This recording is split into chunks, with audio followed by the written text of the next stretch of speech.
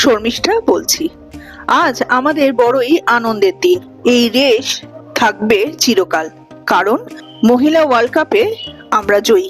এই রেস ধরেই আজকের মহিলা সদস্যদের স্বচেষ্টায় কারোর সাহায্য না নিয়ে পদ্মপুকুরে কিভাবে জগদ্ধাত্রী পুজো 14 বছর ধরে চলে আসছে সে বিষয় আপনাদের আজকে জানাবো।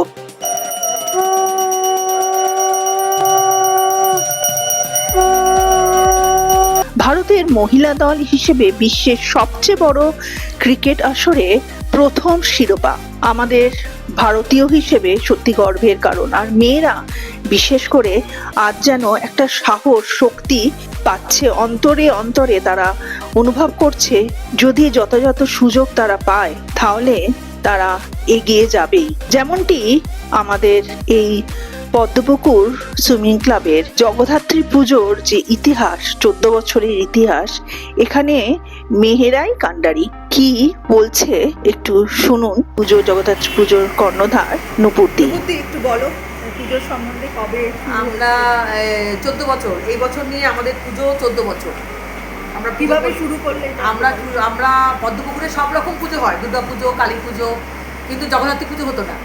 তো তখন আমরা, আমাদের আরেকটি বন্ধু ছিলেন, সে এখন নেই, দেবাঞ্জনা, মনে আছে দেবাঞ্জনার কথা আপনার মনে আছে? চেহারাটা ভালো লম্বা করে দেবাঞ্জনা বলে একটি মেয়ে ছিল, এবং আমাকে ঠাকুরমশাই বলেন যে বৌদি আপনারা জগদ্ধাত্রী পুজো করুন পদ্মপুকুরে। তো আমরা আচ্ছা ঠাকুরমশাই করবো। তো সেই বছর থেকে 2012 সালে আমরা প্রথম পুজোটা শুরু করি, 2012। তো সেটার জন্য এই বছরটা হয়ে আমাদের 14 বছর পুজো আমাদের এটা। পুজো শুরু করলাম, এবং মায়ের পুজো মানে আমরা হয়তো বিশাল বিরাট কিছু করতে পারি না, কিন্তু মায়ের পুজো নিষ্ঠা করে মায়ের 4 প্রহরের আমরা ভোগ দিই মাকে আর সমস্ত কিছু দিয়ে মাকে আরতি, মানে নৈবেদ্য সাজিয়ে মাকে ভোগ দিয়ে আমরা 4 প্রহরে করি। পুজোটা হয় আমাদের প্রতি বছরই। এবছর আমাদের একটা মিস হয়েছে, আমাদের এক বন্ধুর বাড়িতে একটা দুর্ঘটনা ঘটে গেছে। তার জন্য এবছর আমরা পুজোটা সত্যি করে প্রথমে ভেবেছিলাম করতে পারবো না হয়তো, কিন্তু মায়ের পুজো বন্ধ করতে পারি না। তাই জন্য মায়ের পুজো মা এসেছেন, এবার মা যেমন করে চান সেইভাবেই আমরা মা বোধহয় এইবছর এইরকম পুজো চেয়েছেন। আমরা এই বছর মাকে এইভাবে পুজো দিচ্ছি, পুজো করছি। আমরা সবাই থাকি, আমরা এখানে আমাদের এখানে প্রায় আমরা 14-15 জনের আমরা মেয়েরা আছি। এবার পুজোটা আমাদের সম্পূর্ণ মেয়েদের পুজো, আমাদের শুধু ছেলেদের শুধু হেল্প লাগে। এখনো সবাই নেই, এখন সবাই আসেনি, আমরা এসছে, বাড়ি গেছে, হ্যাঁ আমাদের ছেলেদের আমরা হেল্প নিই, একদম হেল্প দেবো না। ঠাকুর আনতে, ঠাকুর ভাসান দিতে এবং প্যান্ডেল তৈরি করতে খালি আমরা ছেলেদের হেল্প নিই। বাকি এই যে আমরা পুজো করছি, এবং আমরা যারা 15 জন মেম্বাররা আছি সবাই মিলে আমরা নিজেদের টাকা পয়সা দিয়েই আমরা কোথাও চাঁদা তুলতে যাই না, নিজেরা দিয়েই আমাদের মায়ের পুজোটা। আপনার 15 জনের মধ্যে আপনিও আছেন অবশ্যই।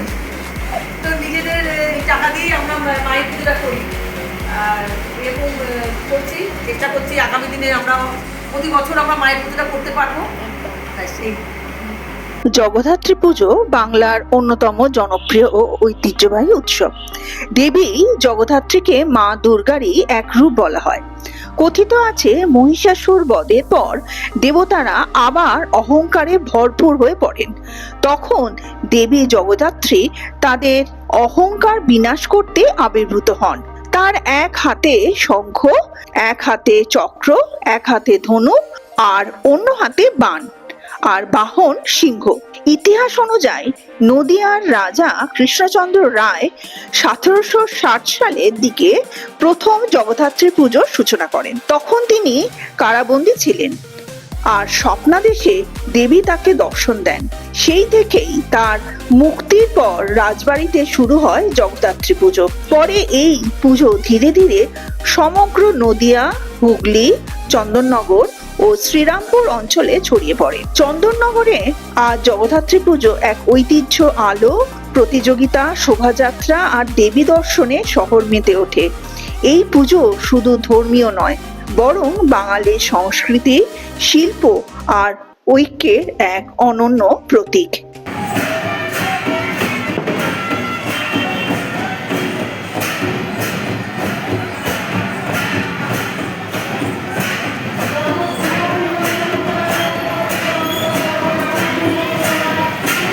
চন্দননগরে জগদ্ধাত্রী পুজোর ঐতিহ্য যেমন খুবই গুরুত্বপূর্ণ, তেমনি কলকাতার জগদ্ধাত্রী পুজোর প্রাদুর্ভাব দিনে দিনে বাড়ছে। এই যে দৃশ্যটি আপনারা দেখছেন, এটি কিন্তু কলকাতার জগদ্ধাত্রী পুজোর ভাসানে এক বর্ণাঢ্য শোভাযাত্রা, সেটি আপনাদের সামনে তুলে ধরলাম।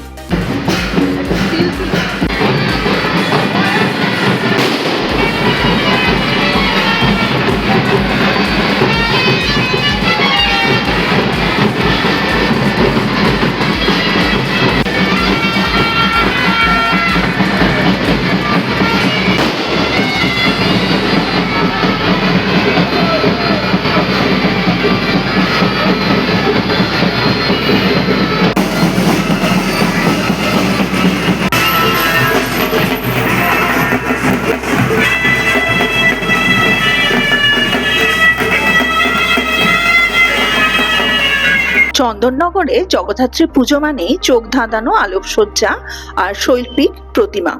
এখানে প্রতিটি মণ্ডপই যেন শিল্পীর ক্যানভাস, আর প্রতিটি আলো যেন প্রাণের ছোঁয়া। চন্দননগরে ফরাসি ঐতিহ্য বহন করে এই শহর, আর সেই ছোঁয়া মেলে এখানকার লাইটিংয়ে। হাতে তৈরি বৈদ্যুতিক লাইটের ডিজাইন, রঙের খেলা, থিম ভিত্তিক আলোয় সাজানো রাস্তাঘাট, সব মিলিয়ে এক অন্যরকম আবেশ তৈরি করে।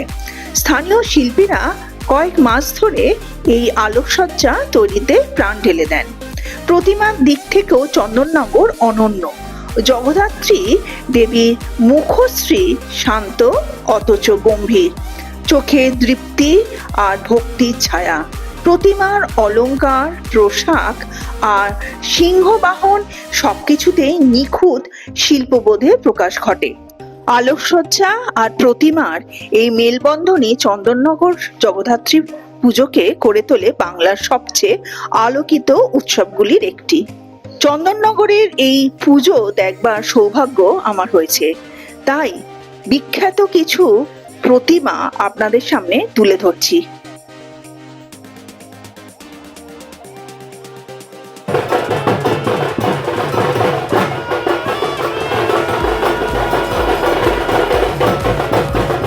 ভিডিওটি এখানেই শেষ করলাম। পাশে থাকবেন, সাথে থাকবেন, খুশিতে থাকবেন, সাবস্ক্রাইব করবেন কিন্তু। নমস্কার।